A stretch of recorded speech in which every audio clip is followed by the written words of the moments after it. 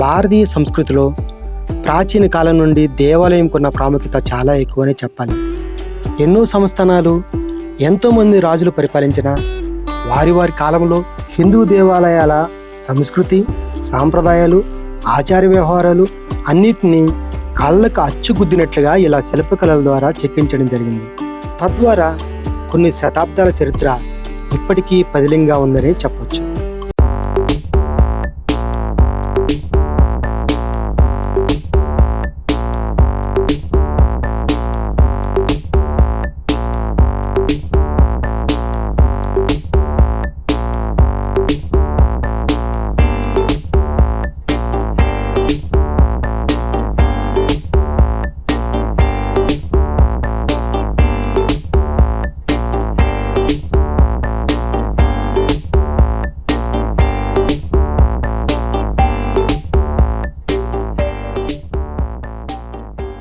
Hi, hello, నమస్తే, welcome to Uruvada YouTube channel. So మనం ఈరోజు మన ఛానల్లో చూపించడానికి ప్రముఖ పుణ్యక్షేత్రం భైరవకోనకు రావడం జరిగింది.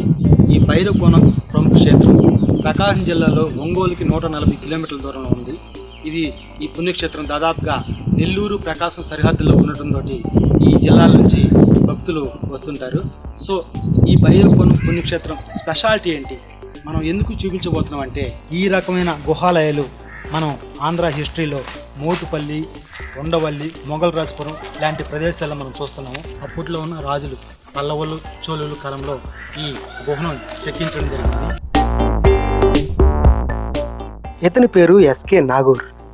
పేరుకు తగ్గట్టు ఇతను ఒక ముస్లిం కావచ్చేమో కానీ ప్రఖ్యాతిగాంచిన హిందూ దేవాలయం భైరవకోనతో తనకు తన పూర్వీకులకు ఉన్న అనుబంధాన్ని తన మాటల రూపంలో తెలియజేశాడు. భైరవకోన క్షేత్రం అనేది 6-7 శతాబ్దం నాటిది. చోళ పల్లవ రాజుల నాటిది. అజంతా ఎల్లోరా గుహల్లాగా రాక్ కటింగ్ అంతా ఇక్కడ.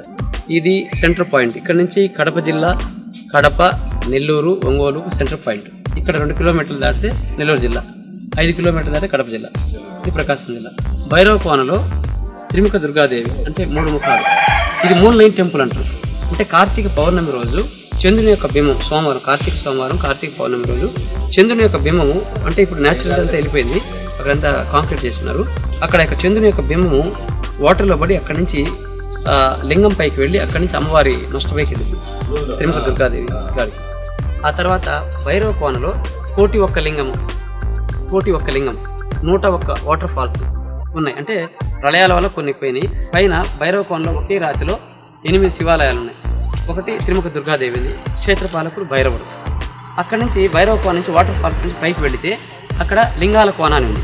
అక్కడ పురాతనమైన ఒక టెంపుల్ ఉంది, అది శిథిలావస్థ అయిపోయింది. అక్కడి నుంచి ఒక 7 కిలోమీటర్లు పోతే పంచముఖ దుర్గా అని ఉంది, పంచలింగాల కోన అంటారు. ఇక్కడ ఎలా ఉందో అక్కడ జలపాతం ఉంటుంది. నిత్యము నా దగ్గర ఫోటోలు కొట్టుకున్నాయి గూగుల్లో. అక్కడ నిత్యము వచ్చేసి లింగాభిషేకం, జలము నీరు ఉచ్చుక పైన పడుతుంటాయి లింగం పైన. అక్కడ 5 లింగాలు ఉన్నాయి. అవి పురాతనమైన లింగాలు. ఒక లింగమే ఉంది, 10 లింగాలన్నీ పగలగొట్టారు. ఇప్పుడు అక్కడికి మామూలు ఇటు సింగారెడ్డిపల్లి నుంచి అక్కడికి కారు వెళ్ళింది, అక్కడ కూడా చూడొచ్చు. కానీ చాలా పవిత్రమైన టెంపుల్, చాలా బ్యూటిఫుల్ ఏరియా భైరవకోన, చూడవలసిన. సార్, ఇప్పుడు భైరవకోన పుణ్యక్షేత్రం ఆ పేరు ఎలా వచ్చింది అంటే మనం పూర్వ హిస్టరీగా అంతే. ఇది చోళ పల్లవులు నాటి రాక్ కటింగ్ అంతా. భైరవుడు అంటే రకరకాలుగా చెప్తుంటారు. మాకు తెలిసిన దాంట్లో భైరవకోన అంటే భైరవుడు అనేవాడు క్షేత్రపాలకుడు. ఇక్కడున్న ఆయన భైరవుడు, బ్రహ్మ, విష్ణు, ఈశ్వరుడు, త్రిమూర్తులు. కానీ బ్రహ్మకు ఎక్కడ కూడా బ్రహ్మ, విష్ణు ఎక్కడ ఉండరు. ఇక్కడ ఈ క్షేత్రంలో బ్రహ్మ, విష్ణు ద్వారపాలకులుగా ఉంటారు. 9 లింగాలు 9 రకాలుగా ఉంటాయి. ఒక లింగం కింద ఇప్పుడు మనము అమ్మవారికి స్ట్రైట్గా నిలబడితే ఇటు ఈ ఫేస్లో లెఫ్ట్ సైడ్లో వచ్చేసి ఒకటి 2వ లింగం కింద ఇప్పుడు జలం పారుతూ ఉంటుంది. ఇప్పుడు కూడా దాంట్లో నేను చిన్నపిల్లడప్పుడు సుమారు ఒక 10 మీటర్లు డబ్బా తీసుకుని లోపల పెట్టాను. కింద తగలటం లేదు. దాంట్లో ఎప్పుడు జల ప్రవాహం ఉంటుంది. ఆ నీళ్లు తీసుకుని మన కొబ్బరి నీళ్ళగా ఉంటుంది. దాదాపుగా కొత్తపల్లి గ్రామానికి 5 కిలోమీటర్ల దూరంలో ఉన్న భైరవకోన క్షేత్రానికి వచ్చే భక్తులు అడవిలో దారి తప్పిపోతే ఈ గ్రామంలో ఉన్న కుక్కలు భక్తులకు దారి చూపిస్తాయంట. ఏమిటి, ఆశ్చర్యంగా ఉందా? ఈ విషయం కూడా నాగూర్ గారి మాటల్లో విందాం. ఇక్కడ భైరవకోనకి వస్తే మాది ఇక్కడ ముందు పాక, ఇది ఈ హౌస్ అంతా నాది. ఇక్కడ పాక, ఎవరు దిగినా కానీ ఇక్కడ ఏది లేదు. ఇక్కడ కుక్కలు ఉండేవి. ఇక్కడ సాధువులు తప్పక వేరే వాళ్ళు తక్కువ. మేము చిన్నపిల్లలప్పుడు ఇక్కడ సాధువులు అక్కడ నిజామాబాద్ ఆయన ఓంకార స్వామి ఆయన ఉన్నాడు. ఆయన జోరు వర్షం వచ్చినా కానీ ఈ ఊర్లోకి వచ్చి 4 ఇళ్ళ దగ్గర సజ్జనం అడుక్కొని అది తీసుకొని బెల్లం అయి తీసుకుని అక్కడ ఉంటే ఎవరైనా కొత్త వ్యక్తికి దిగారంటే ఈ కుక్కలు ఇక్కడే ఉంటాయి. ముందు అవి గార్డెన్గా ముందు పోతూ ఉంటాయి. సేఫ్టీ అంటే లేవు ఆ కుక్కలు. అవి ముందు ఎంత చీకట్లు అయినా కానీ సాధువులు కానీ ఎవరైనా పోతున్నా ఎవరైనా మా నాన్నగారు కూడా అనేవాళ్ళు, అమ్మ ఆ భైరవ స్వామి మీకు ముందు దారి చూపిస్తున్నాను, అవి ఆ కుక్కలు కూడా లేవు.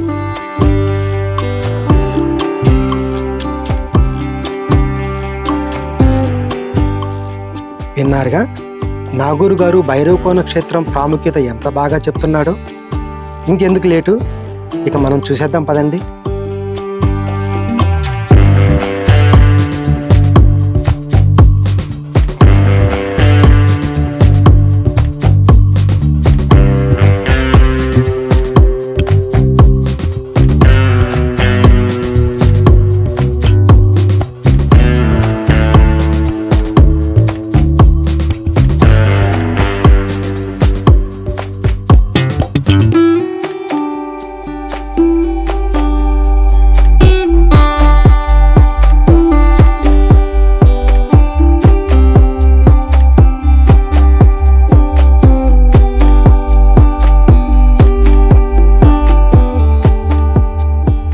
ఇందాక ఊర్లో ఒక పెద్ద మనిషి చెప్పినట్టు భైరవకోన క్షేత్రానికి వచ్చే భక్తులు దారి తప్పితే కుక్కలు దారి చూపిస్తాయని చెప్పారు కదా. కానీ ఇక్కడ చూడండి, కుక్కలు నాతో పాటు వస్తున్నాయి. నిజానికి నేను దారి తప్పలేదు, కానీ కుక్క మాత్రం మనల్ని కనిపెడుతూ వస్తుంది. నిజంగా ఇది యాదృచ్ఛికమే కదా. ఒంగోలు నుంచి 140 కిలోమీటర్ల దూరంలో ఉన్న ఈ భైరవకోన క్షేత్రానికి రావడం జరిగింది. ఎప్పటి నుంచో చూస్తున్నాము, వివిధ మాధ్యమాల ద్వారా మరియు పుస్తకాల ద్వారా ఈ భైరవకోన పుణ్యక్షేత్రాన్ని చూస్తున్నాము, చదువుతున్నాము. బట్ ఏంటంటే ఇక్కడికి వచ్చిన దాఖలాలు అయితే లేవు. మొట్టమొదటిసారిగా ఇక్కడికి రావడం జరిగింది. నిజంగా ఇక్కడున్న ప్రకృతికి మైమర్చిపోతాము. ఎంతో ఆహ్లాదకరంగా ఉంది. ఈ చుట్టుపక్కల ఉన్న ప్లేసెస్ మీరందరూ చూడొచ్చు.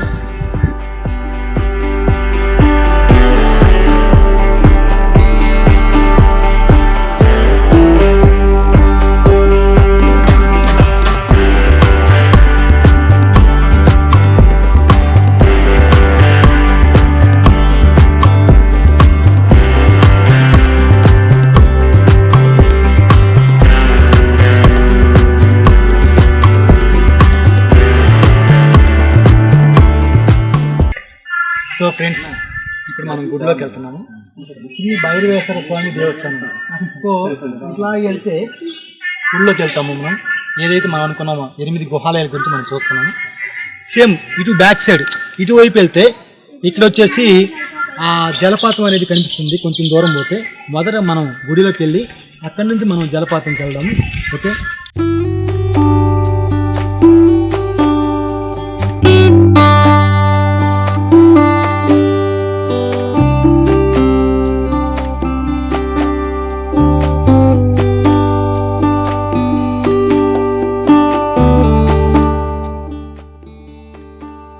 భైరవకోన పుణ్యక్షేత్రంలో 8 గుహాలయాలతో పాటు దుర్గాంబ దేవి ఆలయం కూడా ఉందని మనం తెలుసుకున్నాం కదా.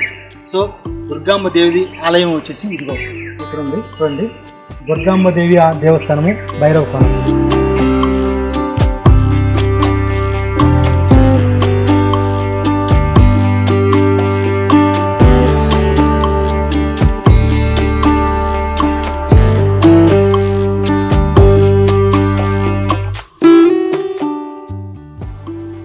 సో ప్రజెంట్ ఈ ఆలయము మూసివేసి ఉంది. సో బహుశా టైం అయిపోయినట్టుంది. సో ఇప్పుడు మనం 8 గుహాలయాల దగ్గరికి మనం వెళ్దాం.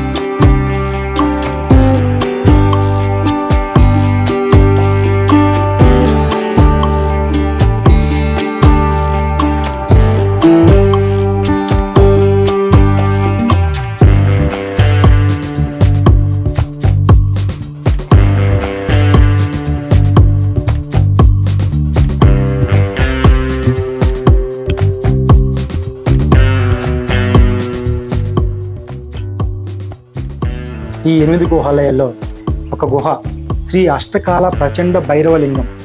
సో ఇక్కడ చూస్తున్నారు కదా, ఈ లింగం అన్నమాట.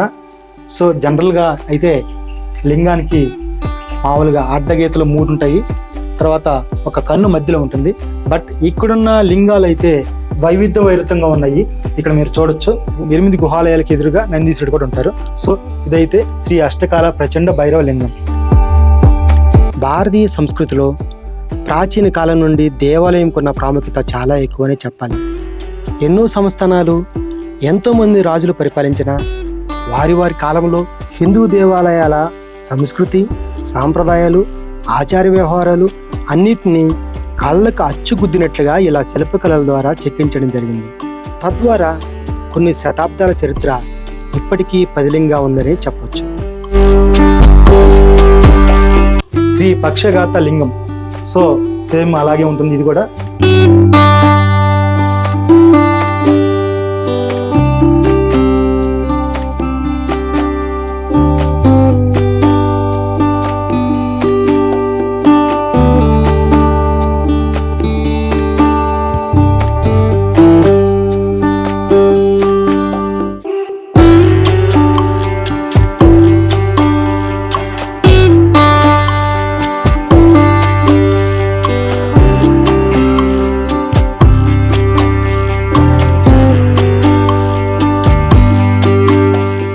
ఇక్కడ వచ్చేసి శ్రీశైల మల్లికార్జున లింగం.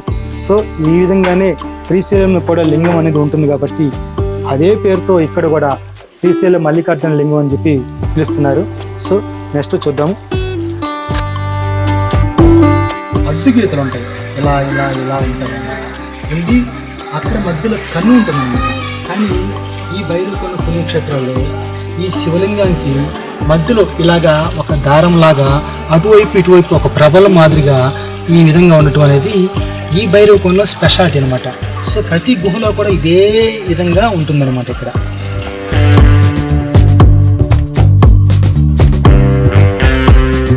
శ్రీ నగరకేశ్వర లింగం. ఈ లింగం తిరుమల కొండల్లో ఉన్నటువంటి లింగాంతో పోలి ఉంది కాబట్టి దీన్ని శ్రీ నగరకేశ్వర లింగం అంటున్నారు.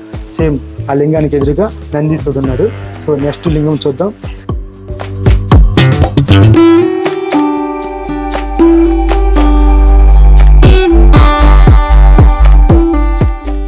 శ్రీ రామేశ్వర లింగం.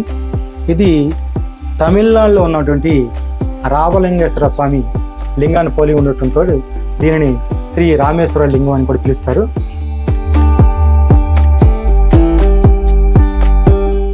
ఈ భైరవకోన ఆలయాల్లో ప్రాముఖ్యత ఏంటంటే ప్రతి గృహాలయాల దగ్గర ద్వారపాలకులుగా శృంగి, భృంగి, బ్రహ్మ, విష్ణు, నందీశ్వరుడు, చండీశ్వరుడు, విఘ్నేశ్వరుడు ఉంటారు.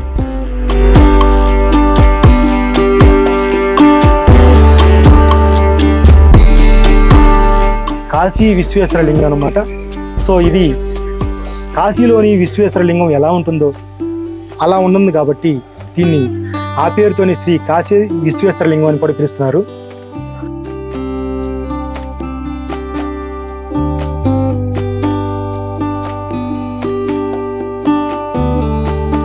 శ్రీ రుద్రలింగం. ఈ రుద్రలింగాన్ని చూడొచ్చు మనం. సో ఈ విధంగా 7 లింగాలు, 7 గుహాలయాలు తూర్పు ముఖంగా ఉన్నాయి.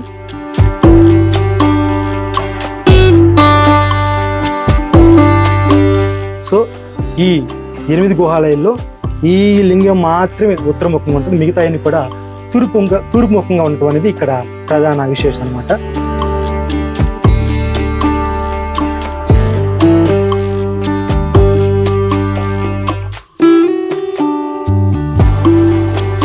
ఇలాగే 8 గుహాలయాలు ఇదే నమూనాతో ఉంటాయి. ఈ గుహాలయాలు దేశంలో పేరుగాంచిన శివలింగాల ఆకారాన్ని, విశిష్టతను పోలి ఉండటంతో వాటిని అదే పేరుతో పిలుస్తుంటారు.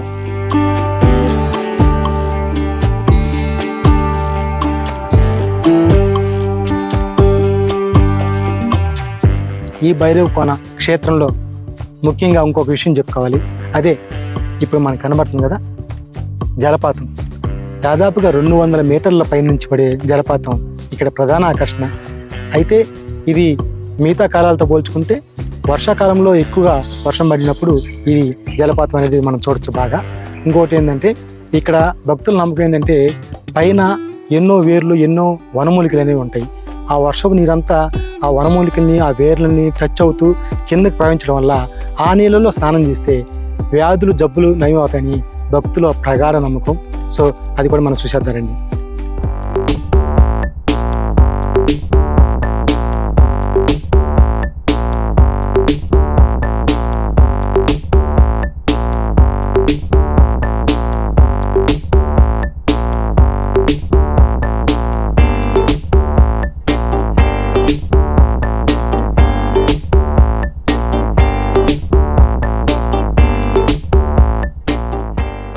ఇక్కడ చూడండి, బాహుబలి సినిమాలో లాగా ఒక శివలింగం మనం గమనించవచ్చు. ఈ శివలింగం ఎప్పుడూ జలంతో తడుస్తూ నిత్య వర్షార్పణం జరుగుతూనే ఉంటుంది.